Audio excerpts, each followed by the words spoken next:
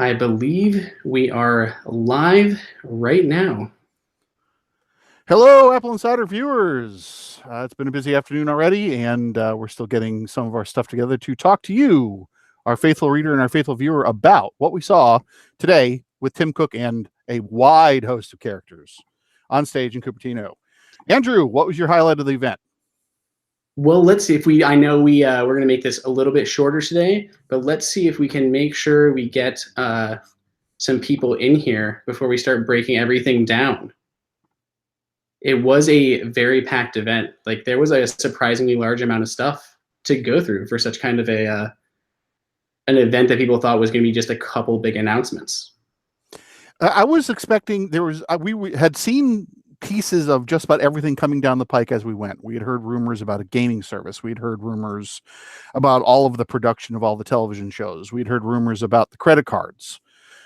So if you're in the Apple Insider ecosystem, you've already heard all this stuff at least once, but what we haven't seen anything is any kind of implementation details. This is true. Sorry, just making sure we have that everything is up and that we can kind of share this with everyone. No problem. We're getting some opinions right out of the gate right there. Good. That's fantastic. It was boring. Bad event, just a bunch of services. The problem with that thought is I understand where it could look that way. And if you're seeing Apple and Google and all the other content manufacturers, like hardware manufacturers like that for the last 30 years, this is going to be more of the model for everybody going forward. Whereas Apple is going to charge you for the service, Google may or may not charge you for the service, other than using your personal information to tailor their ads to you. So I think in many ways, this is a glimpse of computing future, especially as Moore's law approaches us and the speed increases we're getting year after year start to decrease.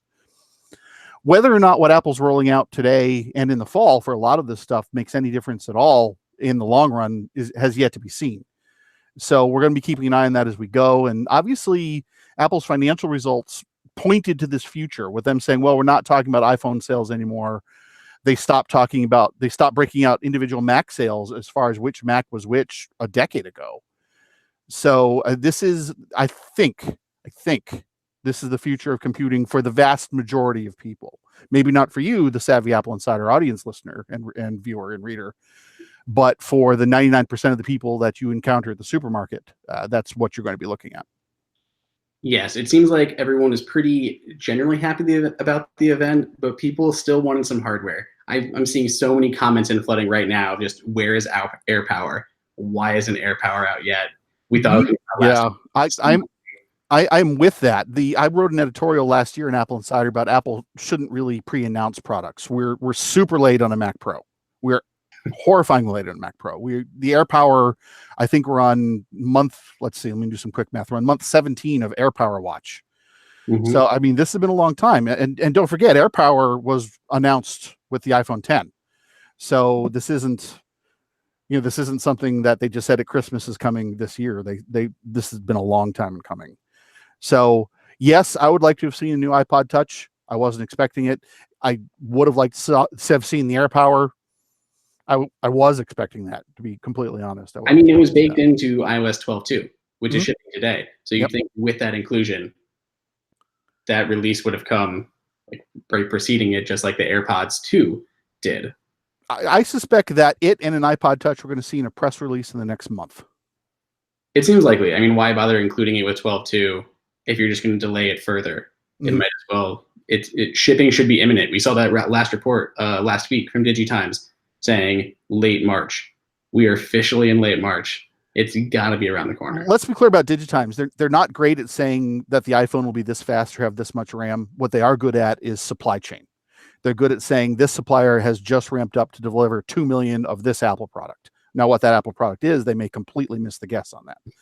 But I think in this regard, given that they have to use suppliers they don't normally use for this kind of thing, I think that they've got this right on. I think late March might be a stretch, but late March, early April, I don't think is. Yeah, and I saw some questions in here too. People are asking when iOS 12.2 is coming out. That's coming out today. We think today. They confirmed it during the keynote. They said it's coming out today. Make sure you download those for the Apple News Plus. and everything else in there. There's a lot of new stuff in 12.2. If you don't want to wait for that 12.2 upgrade, take a look right now at what magazines are in the texture service. The Apple News Plus service is built on the core of the texture magazine subscription service, the same way that Apple Music was built on what Beats Music had done for streaming music before that. So, I mean, you're only looking at a couple hours max. Andrew and I are doing this, and the rest of the squad is keeping an eye out for that. And we'll keep you up to date on AppleInsider, and we have a video stacked up of what we're expecting to see in iOS 12.2. Yes, over 35 new features that we've pulled out of that update to feature in this. So lots of new stuff coming out in this one. So I guess since we're talking about news, what did you think about the Apple News Plus service? Apple News Plus is going to be interesting because it's really going to be up to the user to what you want to see. Apple made a big difference about, well, we curate the news, and they do, but they also use a lot of machine learning on your own device. If you don't like X venue or Y venue, you tell Apple News to not show it to you anymore. So that if you don't want the fire hose of Apple content directly right at your face, so you can tailor that, like I've done with Apple News over the last 6 months, to say, okay, from this time of the day to this time of the day, it's expecting me to look at the tech news. And it's already learned that after hours, after I'm done with the Apple Insider shift, I want to catch up on other types of news. And in my personal feed for Apple News, it serves me other things from those venues as opposed to the tech heavy that I look at during the day. So Apple News is very much what you make of it. Don't roll into it expecting that it's going to know exactly already what you want to read. I'm kind of excited. There's a lot of great publications coming to that. I mean, over 300 of them, plus Wall Street Journal, and a few of the others in there. There's a lot of solid content for $10 a month. So the same price for Apple Music, but you don't have to pay more to get family sharing built in. That's just by default now, $10 for the entire family. That seems like a pretty decent deal. I mean, it does seem like pretty decent by itself. Especially if you're already subscribing to the Wall Street Journal digitally, which is $40 a month as it stands right now. Now, Wall Street Journal has said that it's a subset of their content. Now, what exactly that means, we don't know yet. This is something that won't be fully told for a couple of weeks in total, I think, as Wall Street Journal tunes their algorithms as far as what they're going to serve and what they're not going to serve on Apple News. So I think if you're the investor sort, that $40 a month is probably, you need to stick with that through Wall Street Journal online itself. But if you're not, then I think the Apple News version is going to be fine. Yeah. So moving on from Apple News, the next one was my favorite. I guess the TV stuff was pretty great, but I was really excited for the Apple Card. I included that in our what to expect video, and I kind of saw it as a long shot, and I was stoked to see that actually be included today. It doesn't come out till this summer, I believe, but it looks really nice. I saw a few questions right out the gate. How do you get a physical card? When you sign up for the service, you're going to get that in the mail, just like as you would with any other cards, but it'll automatically be activated in your phone without you having to do anything, so you can use it immediately once approved. We also ask people if you can get build credit with the Apple Card, and assumingly yes, it's still an actual real credit card. It's still a credit card, right? Issued through Goldman Sachs. It's still a legit credit card. You're still going to build credit. All of that is going to apply. I agree. This is, again, it depends why you like Apple. If you like Apple as a whole entity, this is going to add a great deal of money to them. And as far as a revolutionary standpoint, as far as a revolution in the credit card industry, I'm not convinced that that's going to happen just yet. But as with everything else that Apple's rolled out, they have the money and the patience to just wait out slow rollouts, like in the Apple Watch. It took forever for the Apple Watch to really catch traction. It caught a lot of heat in the first 6 months. But look at it now. I think this is going to be another one of those products that the immediate impact isn't going to be apparent. And this is something that we'll look back in 5 years and go, yeah, okay, it did make a big difference. And we'll see what other companies do to compete with that kind of offering as we go forward. I think that's the other exciting part, is we're not only seeing what Apple is going to be doing with the Apple Card, the way it's integrated into Wallet is so nice, like multiple payment points a month to help keep that down, lower interest rates, all of that is really positive. And it's kind of game changing. I want to see how others are going to react to that, what perks and changes we're going to see from, Amex and Chase and every other one who's been in this industry and hasn't really changed anything in the longest time. And for me, just being able to integrate that directly into Wallet, have like simplified statements of where I purchase something, literally have like the map pinpoint on there, and just feel more secure about it. Like I don't have to worry.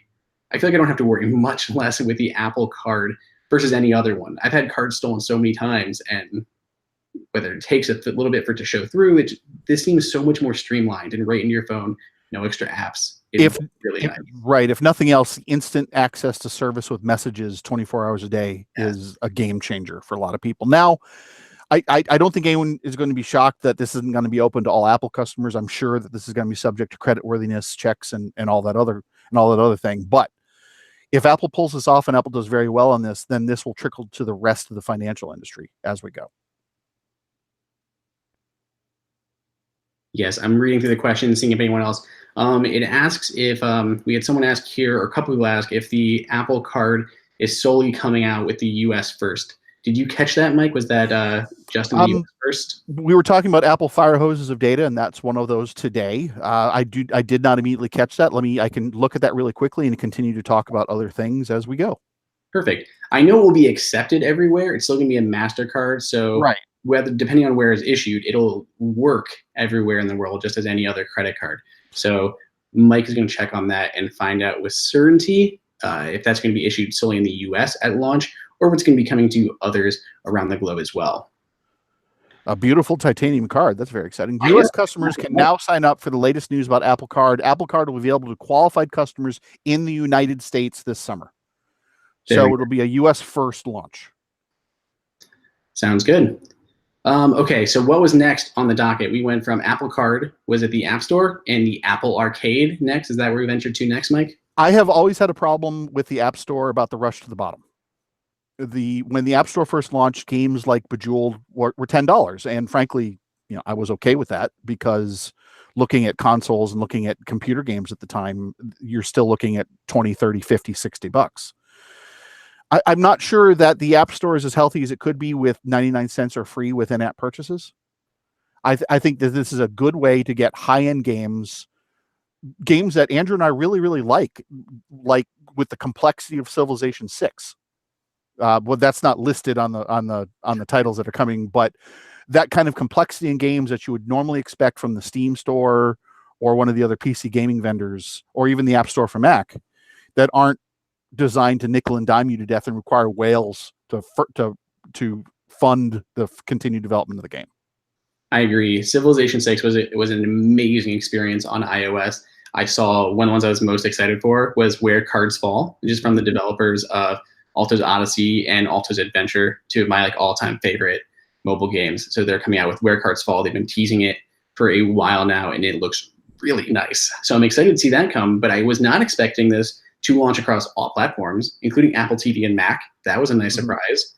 The price isn't bad. Well, I guess we don't know what the price is. We don't know the price yet. I suspect it's going to be that $10 point, but we'll see.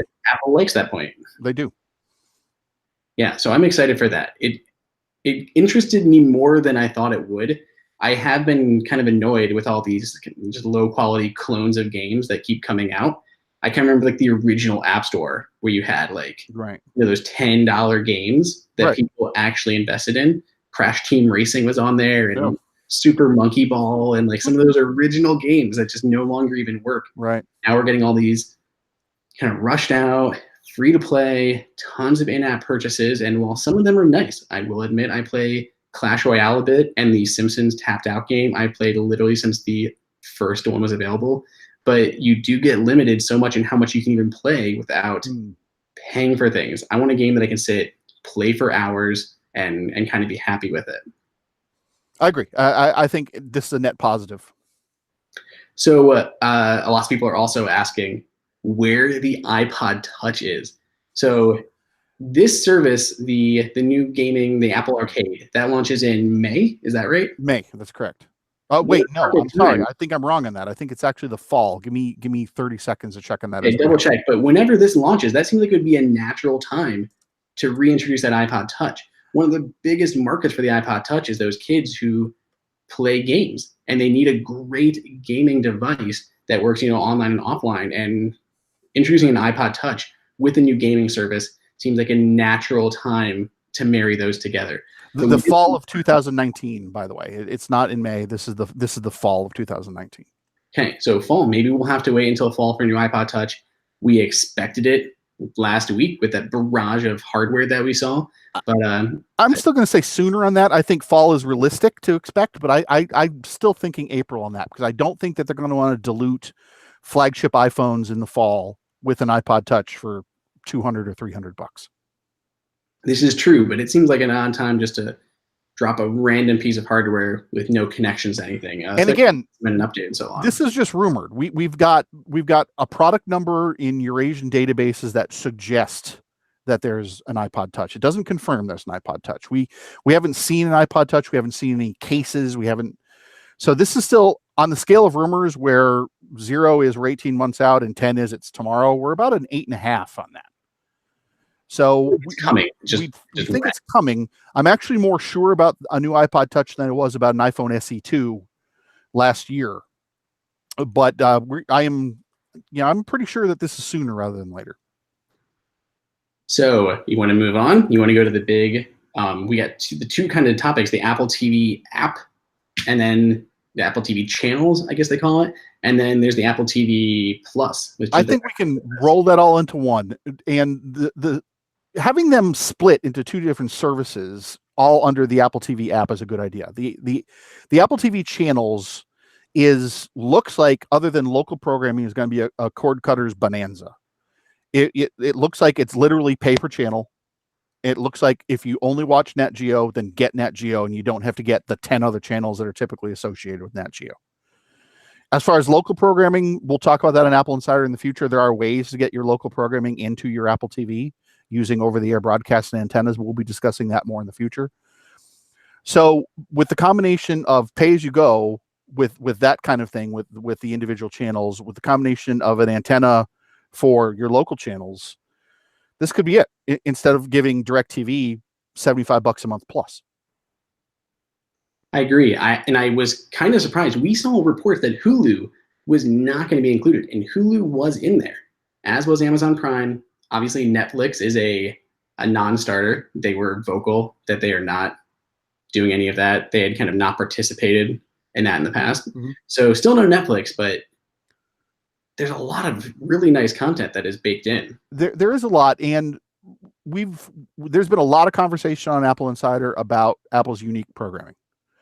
And the last hour of the presentation was devoted to this. It was absolutely the reason why Tim Cook wanted to have this as a huge media event, is to trot out the stars for an hour on the stage. Mm-hmm. And well, let's be frank, the TV shows are not this channel's prime audience. That content is not typically the AppleInsider reader's favorite, but it is going to attract people to the platform. It is going to attract people to the Apple TV app that is now coming on a pile of different smart televisions and Roku players and Amazon Fire devices and so forth. So it's kind of this reciprocal engine, right? You've got this content which makes people buy the Apple TV app, which invests people more in the Apple TV ecosystem, which might make them to get a phone, and around and around and around the content engine goes. So again, this is another one of those things where Apple's got an infinite pile of money essentially, and they can just keep pouring money into this service until it gets that traction it needs to succeed. I agree. I think I'm very excited for this. I like the TV app kind of as it is now, as more in theory than in practice, because it just doesn't seem to do a good job of putting like the right content in. And I don't like jumping between apps. It's so awkward when I go in and I'm like, okay, I'm going to watch the latest episode of, pick something, The Orville, and I tap on it, which then drops me out of the TV app and into Hulu. But then Hulu, you have to know the profile of who is watching first, and then you have to select that, and then it goes into that. And I've had a couple times where just Hulu crashed along the way and just took me back to my landing page. I thought we heard a rumor that Apple was going to be handling the actual streaming of all this content, like through their server. We have heard that. We don't know right now how legitimate that is, but we'll see with time. We'll be able to take a look at it in our tests when the service actually, when the app is fully updated and everything fully rolls out. We have tools at our disposal to keep an eye on the streams, and figure out where they're coming from. Yeah, that would be, if that is true, that will be very nice to see. It could be much more stable, and it's going to be a much more streamlined experience for those people who are cutting the cable, going right through that one app to access all of their content other than Netflix. Right. So we are actually going to attempt to be reviewing the content as it debuts on Apple Insider, and we'll see how it looks the same time you do, and we can all talk about it together.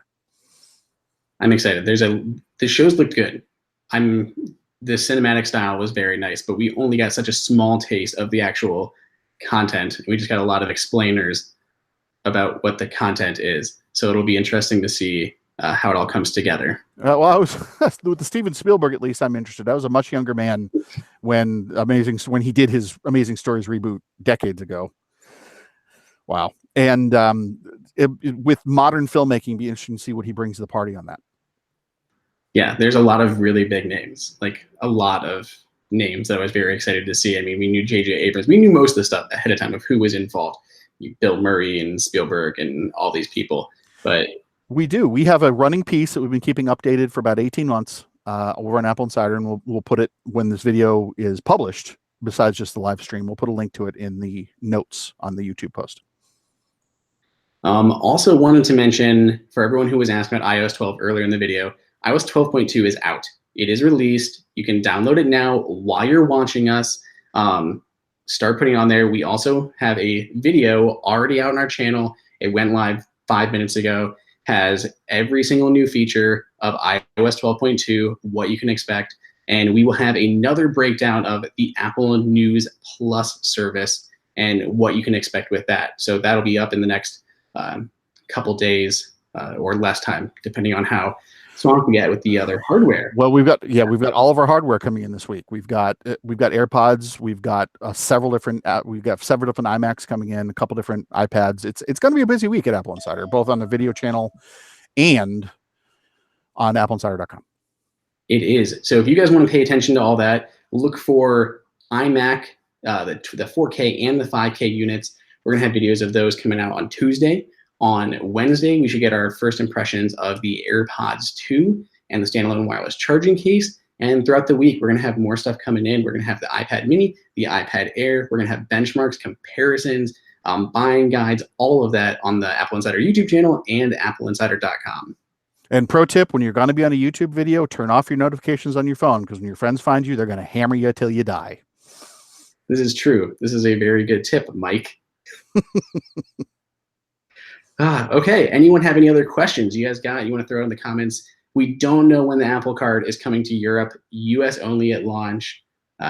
So no firm answer on that. Apple was light on a lot of details. Yeah, as they usually are. Yeah. Goldman Sachs obviously is an international bank. I wouldn't expect a European launch until sometime next year. They're going to do a slow launch in the US. And by slow, I mean still millions of people. Nothing new. Anyone have any other questions before we hit the feeds? We got to get the latest version of iOS installed on our devices so we can get more content up for you guys. So if you guys don't have anything else, make sure you follow both of us on Twitter. I am at Andrew_OSU. Mike? I am at Mike_Worthley, but we'll put that in the show notes. It's probably a safe bet. Yeah, right? Better bet. Awesome. Okay, guys, thanks for checking us out. If you have any other questions, throw them in the comments of this video. Check out AppleInsider.com, AppleInsider.com/YouTube for everything new for the next week and heading into the summer, the rest of the year. So much Apple stuff coming. Busy year. It's going to be an extraordinarily busy year. Huge year. Huge year. So thanks for watching, guys.